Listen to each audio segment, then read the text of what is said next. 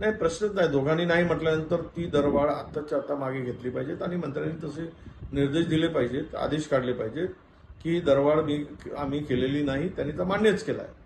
म्हणजे त्यांनी सरकार म्हणून जर दरवाढ केली नसेल तर मग करतो कोण? कारण तिथे महामंडळ अध्यक्ष नाही किंवा अध्यक्ष असेल तर सरकारच्या परमिशन शिवाय ते करता येत नाही.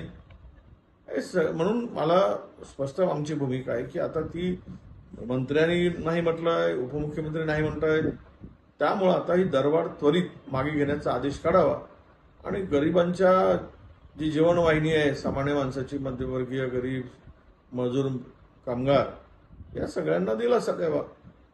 नेमका या खात्याचं वाली कोण आणि खातं कोण चालवतं?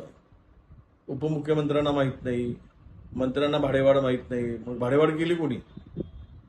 आणि काय म्हणजे मला वाटतं की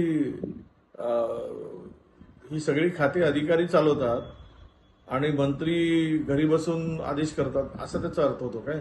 म्हणजे हा सगळा सरकारमध्ये चाललेला मला वाटतं हा पोरखेळच आहे.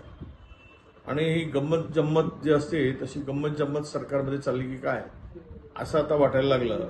कुठल्याही प्रकारचं गांभीर्य नाही. आणि जर हा निर्णय अधिकाऱ्यांनी घेतला असेल तर मग त्या अधिकाऱ्यावर कोण कारवाई करेल? ते कारवाईसाठी पात्र नाहीत का? मग मंत्री करणार का त्यांच्यावर कारवाई? असे अनेक प्रश्न उपस्थित होतील. म्हणून मला वाटतं की अंगलट आलं की मी नाही म्हणायचं, चांगलं झालं की श्रेय घ्यायचं, अशी दुपट्टे भूमिकेतून हे सरकारचं एकूण कामकाज सुरू आहे असं माझं मत आहे.